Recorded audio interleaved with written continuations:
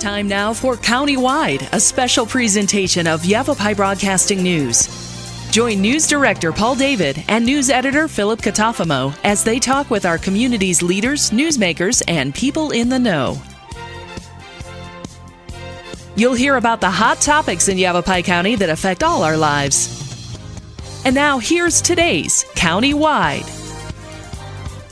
Hello everyone and welcome to another episode of Countywide. I'm your host Philip Catalfamo. I'd like to thank you for joining me. On today's show we're talking reopening, and my guest in studio today is Superintendent of VACT, Bob Weir. Bob, welcome back to the program. How are you doing? Thank you for having us today. Well, I'm doing good. It's been a while since we've talked. A lot has changed. A lot is still changing. So let's start with this. How did VACT do during that first wave of COVID? You know, it was a little tough because we are a hands-on program, so we were really doing the best we could to try and stay open as long as possible. When it happened, though, my teachers and staff, they were awesome. They jumped right into the online. A lot of us use Yavapai College courses, so the Canvas was already there with discussion boards and all. And a lot of my teachers had never used Zoom, so they started learning it. We did a lot of Zoom meetings. He would do Zoom demonstrations and construction on it, and then he would try to get some of the tools and stuff to the students to do it. That was the hardest part, was the hands-on was out. But through the theory and the philosophy, we did a lot of videos, show videos of how to do stuff. We asked the kids to do projects at home. Colony Art, wonderful teacher, Mr. Chef Barr from Sedona, Yavapai College. He would send recipes home. We even gave kids food and stuff if they needed to for supplies, and they would have to video themselves cooking it. Then they would have to have someone, 2 or 3 people taste it in the family, and then send the results back, and that's how they were graded. So, you know, in my opinion, teachers adapted well. Was it the best situation? The greatest education that we feel that we could have provided? I would say no, but it was as good as we could at the time with the opportunities we had. And was that transition to online easy for you guys, or was it a little bit of a challenge? You know, for majority of my teachers, it was okay because we do some online anyway. Every day, each week, we're supposed to have at least 1 or 2 hours of online activity. So that wasn't bad, but to get in the hands-on and trying to get through the skills that they were taught that they felt like was the roughest part, and how to be creative on still the kids trying to do it, but giving supplies, because again, stay at home, you're not supposed to be coming in to get supplies. We did check out some computers. We had some kids that didn't have it. We did open our doors. If they had to come in, they could. Also, they could park in a parking lot. We gave a lot of information of like where the libraries and where the internet activity was that they could go access if they didn't have it at home. So that was probably the most challenging, was make sure every kid had access. But it seems like you guys did a pretty good job of making sure that they had that access. I know there's a lot of school districts that are still struggling with, okay, how are we going to get kids internet access? How are we going to get them materials? And it seems like you guys jumped on top of that pretty well. Yeah, from my understanding, we had 1 or 2 families that had a little bit of trouble, and we did the best we could to help them out with that. And it seemed to go fine. They all succeeded. So I believe we did fine with it. I mean, again, we're only around 100 and some kids that we actually teach ourselves personally, so it wasn't as bad as if you had 1,300 kids like Mingus. But our kids did well. Like I said, my teachers stepped up. Very impressed with them. Some of them had never been really online teachers, you know, because of age and just not done it. Right. Because they come from the working world. They're not trained to be teachers per se, so they did good. They've over the summer done a lot of studying on themselves because they know this could be an option that we may have to fall back onto. So a lot of them have really put in some effort into this. And you know, like you mentioned, you guys are a vocational school, so you guys are on remote a lot. You guys are going in and doing hands-on stuff. So some of those programs like nursing and construction, do they suffer a little bit because of the online aspect, or do you feel that the online was a nice transition for some of those programs? I feel like they all suffered because we are hands-on. 51% of our stuff is hands-on. Actually, we're around 70-some% of our instruction is hands-on, actually doing projects and learning the skill. But we were able to compensate. Some of the construction kids did come in once it started lightening up a little bit and the stay-at-home order was lifted. We did bring back our fire science and our CNA, our nursing, certified nursing kids. We did bring them back. We actually started our fire science kids the last week of May, right before school ended technically. And they came in under, social distancing, 6 feet apart, the best we could. And they were able to take the state test, because if they wouldn't have been able to do that, the whole semester was wasted. Right. They would have had to retake the college class and pay that out of their own pocket. And, we just didn't feel that was fair. So it cost us, we're probably $15,000 budgeted that we didn't plan on that we had to spend, because we did, once our contract ran out, I couldn't expect the teachers to teach for free. So we brought in extra help. Big thank you to Copper Canyon Fire for coming over, Verde Valley Fire for coming in, stepping up, and helping us with extra bodies there so we could do lower number of kids at a time, one-on-one. My nursing teacher, Kay Cooper, used to be a nursing teacher here. She came in and helped us. But all of our kids, so everybody was able to test that turned 18 or that finished the program was able to test, and we just finished nursing last week. How was the collaborative effort with some of the other superintendents in the county when you guys first initially were going into those sort of alternative learning because of COVID for that first wave? How was that collaboration effort for you? Well, I have a lot of new friends for sure. We've always met once a month. We as Verde Valley superintendents met with Mr. Carter. Since this has happened, we are probably almost weekly on Zoom meetings. When this first happened, I have to say the Verde Valley has a very good group. Even though we compete for students per se, we all get along, and everybody come together. We all decided to close before the governor decided to make us close. We all chose to close for 2 weeks anyway, as agreement. Most of us chose to choose 1 to 2 weeks, and then when the government forced us to, we didn't have a choice. But we've all worked. We're all trying to come back, reopen in the same philosophy as much as possible. We'd all like to go back to face-to-face. So like I said, if you live in the Verde Valley, you trust your school superintendents. They have done a tremendous job of putting kids first, but also understanding that education is important, and it is a face-to-face the socialism that you learn in, and the different things is just, it's unbelievable that when you don't have that, it's hard. And now seeing this, it is something that we've all learned from. Yeah, and it's nice to have that collaborative effort because, regarding schools, it's about the kids first and foremost, making sure that they are safe and making sure that they get their education. And it's great to hear that, all the superintendents here in the Verde Valley and Yavapai County are working together and making things happen. I've talked to a few of the superintendents already, and there's a couple more coming up, but everybody seems really nice, and it seems like everyone really wants to work together. What did this first wave teach you? Well, the change is coming regardless, forced or not. I do believe it taught us that what we were teaching was a pretty good plan with the hands-on, the way we did it, because without it, now we see, man, this is the things we should have done. It did also prepare us to add the online, because as we know, online is coming around more. Right. A lot of college degrees are fully online. I disagree with it, but it is what it is. But it did teach us that. It did both my teachers broaden their aspect of teaching. It added some elements that even if we're face-to-face 4 days a week, again, like always, I believe there is going to be a lot of online things that now the teachers can do some of the testing. So instead of wasting some of the class time to do the testing, we can do that online. We've learned how to do it in a secure manner. The Zoom meetings have been, I think, very successful. And some of that stuff. So I believe it's going to enhance us in the future. It'll be some things we've learned to add to our hands-on.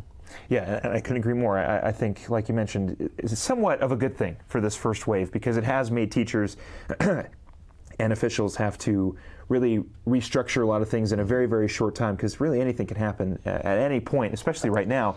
And so it's good that you guys kind of have that experience under your belt right now.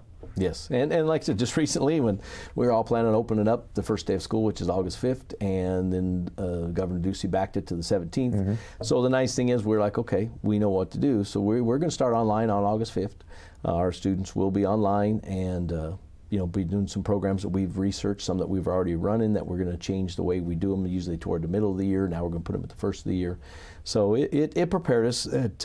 I hope we don't go very long into this not face-to-face because it is going to affect us eventually with the hands-on, but we're good for a few weeks.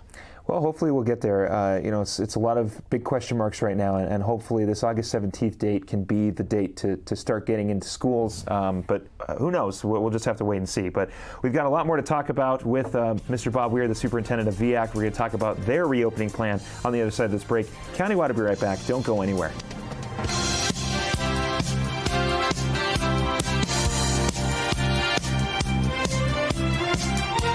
Do you need more closet space? Hi, I'm Tracy Shadley, owner of Organize A to Z. We provide professional custom design solutions to keep you and your space organized, which helps reduce your stress, increase your productivity, and allows you to take control of your belongings. We are proud to be locally owned and operated, specializing in custom closets, garages, offices, and pantries. Call me today for your free consultation. Organize your space, organize your life. Two things we can count on every year. A new set of tax rules and great weather here in northern Arizona. Jackson Hewitt Tax Service, locally owned and operated by Lewis Rice since 1997, is here for you all year long. Your neighborhood Jackson Hewitt Tax Office will help you in all of your taxing situations. Electronic filing is always free with your tax preparation at Jackson Hewitt Tax Service. Get more in return. Call 1-800-234-1040 for an office near you. With too many senior homeowners falling short in their retirement dreams, there may be great news for you. A reverse mortgage may be the answer. The flexibility it provides may help you with your retirement dreams, peace of mind, and quality of life in your retirement. For your in-home, no-obligation consultation, contact me at 928-225-7418. That's 928-225-7418. Or you can find me at Facebook at Jim Hostler, Reverse Mortgage Specialist. Hi, this is Lori and Melissa from Sedona Soul Spaces. We are the premier source for all your interior design, decorating, and staging needs. Every day people ask, why didn't I call you sooner? Let us use our passion, creativity, and experience to make your life easier. Don't make costly mistakes. Call us and we will help save you time and money. We offer full-service interior design, custom furnishings, complete home staging, turnkey vacation home packages. Sedona Soul Spaces, creating extraordinary spaces that delight your soul.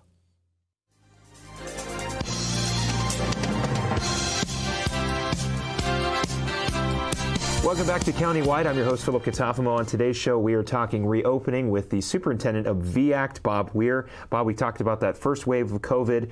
We're potentially getting ready for a second wave, possibly. I'm not going to say that there is going to be one or there isn't. But for right now, August 17th is the reopen date for schools. That's what you've got in your plan currently. It could change between now and then, so we'll see if it does. But you do have a reopening plan, so let's break it down. Let's start off with your VACT Ready to Learn plan, or Return to Learn plan. We've been working on this since we closed back in March, how to reopen, and we did use a lot of what we have. We did instill when we brought our kids back on campus.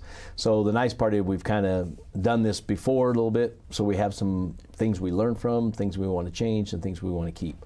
So we started with that. We have also used the CDC guidelines. We've looked at the roadmap to reopening by the state of Arizona. Our trust, which is our liability insurance and everything else, they have a plan out. So we've taken all of those, mixed them with also, I believe, common sense. Also had input from teachers and staff on, you know, I can't sit around and make a rule that I expect all staff to do that don't want to do it. Right. So we've done that. So we're going to start right now on August 5th. It'll be online. We plan on, as of now, August 17th is face-to-face. If not, the first day that Governor Ducey allows us to go face-to-face is what we will shoot for. In our online, most of our programs are going to use something called OSHA 10, which is an industry standard certification that most all workers should have, or you shouldn't be working and you could be fined. So it's an online program that teaches safety, basically on-job safety and things. And the nice thing is very trackable. Our teachers will be required to be tracking every kid's progress on a daily basis, emailing them if they are not doing it, calling them if they're not doing it. We're also going to require our teachers to hold Zoom meetings, to start doing videos of the beginning skills, safety skills that they could be teaching and all, and doing videos that the kids could be watching. So when we do come back face-to-face, we're not so far behind, because that could be October. I hope not. It could be September. I hope not. I hope it's the 17th, because that's technically only 6 days. But that's what we're doing. We've increased cleaning. Right. We've enhanced our cleaning. We've bought in different products. We used to do a lot of we're small, so we used to buy our own cleaning products. We've now went through a cleaning company, and we have the right products. We're going to have cleaning bottles sitting there by the table, so that the kids will wipe the tables down when they come in. They'll wipe them when they leave. Then we'll clean them again at night with our custodians. We're going to really promote hand washing, and also we're installing hand sanitizers at every door that comes into our facility. So that's some things that we've done to enhance that. We do believe that we're going to have to try to educate our families and our students. So we're going to have prior meetings. We're going to have parent meetings for each program, not like I used to do. I brought everybody in at one time. We're now going to do individual night meetings for each program. We'll bring one student, one parent in, and we'll go over the online, give them their codes, measure them for uniforms, go over our guidelines, go over what we expect. And so that way, when they do come face-to-face, that's already been done. And also, they feel like they can be successful online. And you talk about online schools. You said August 5th is when you guys are going to be going online. And now you are a little different than a high school and different than other schools. You are a vocational school. So again, you guys get to do a lot outside. So what does an online course look like at VACT? Well, like I said, the OSHA 10 is a pretty good one. NCCR construction. We have FEMA through the wildland fire that's going to use FEMA, which is going to start our wildland earlier. We usually do that in about November, December, but we'll start that earlier. So those will be programs that are actually video oriented. They have videos that they watched and they have to answer questions. They have study material. And then my own teachers, the construction teacher, he was really good at using Zoom. So he would have the kids all log in at a certain time. He could record it, or if they couldn't for some reason, they could log in another time. And then we're also looking at, it depends how long this will go, a hybrid method of if we can bring in small groups, if it meets the criteria of an executive order that may be given, bring in small groups where they can still do the hands-on, but it would be a smaller group, and then they'd be doing the content online. And you mentioned the changing. I mean, even now you had that roadmap to reopening, and then that got changed and was pushed to the 17th. Do you guys have a plan A, plan B, and plan C just in case we change again? Yes, we do have 3 plans. Plan A is face-to-face, which got bumped to August 17th. So we kind of went to our plan B to a certain extent. Plan B is a hybrid where it's a couple days a week of in-person and a couple days a week, and the rest is all online.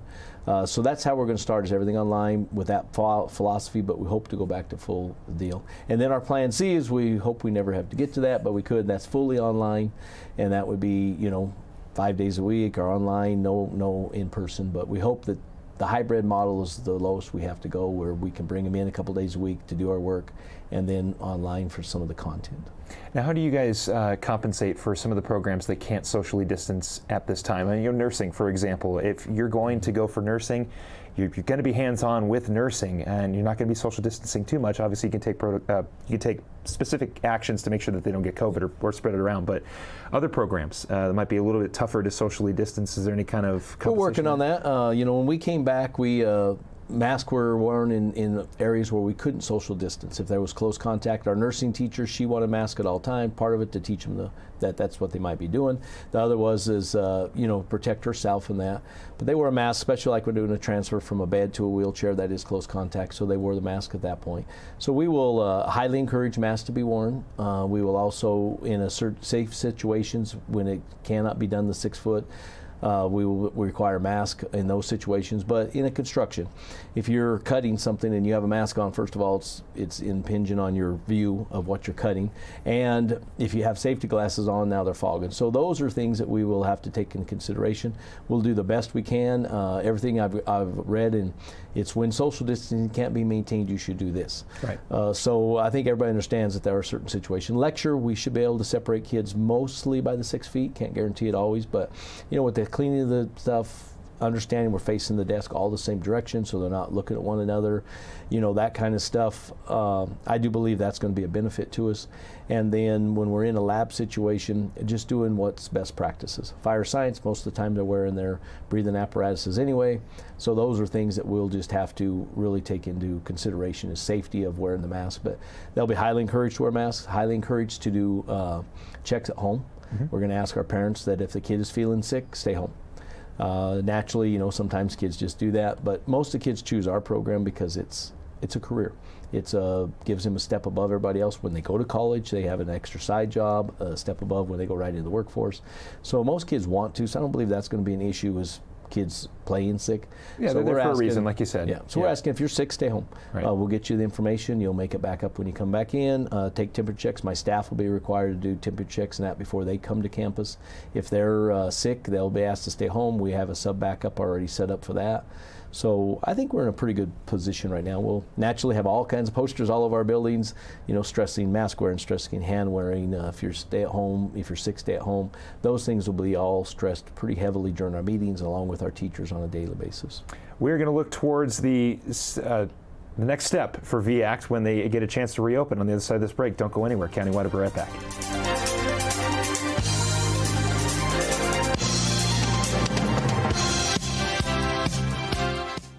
Orkin has pest control down to a science. When your business chooses Orkin's Precision Protection Program, you get a tailored pest control program for your specific industry and environment. Your business can benefit from over a century of experience, training, and scientific knowledge that define the Orkin man. Maximum protection, minimum exposure, backed by one of the industry's most comprehensive guarantees. Choose your locally owned and operated Northern Arizona Orkin and get more than an exterminator.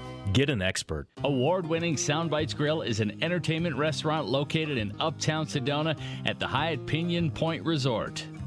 Open for lunch and dinner, featuring fresh fish, all-natural hand-cut beef, even a full vegan menu.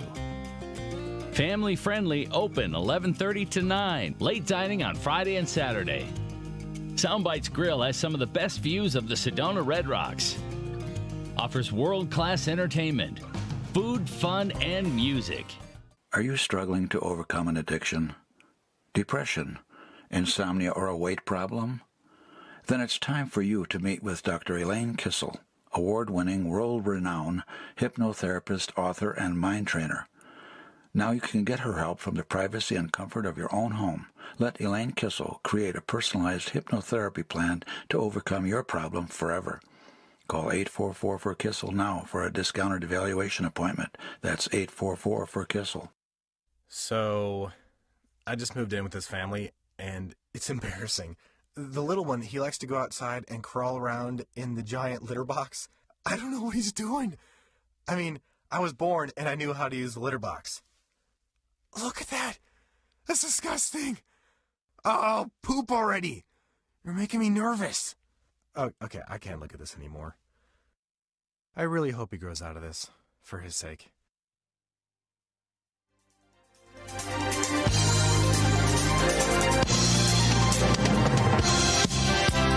Welcome back to Countywide. I'm your host, Philip Catalfamo. We are continuing to talk reopening with Superintendent of VACT, Bob Weir. Bob, let's talk about the upcoming school year. Well, we've got a couple minutes here. What is offered at VACT during this interesting school semester? Well, we have a couple new things. We have our construction technology class. We're in two classes a day, 3 hours each.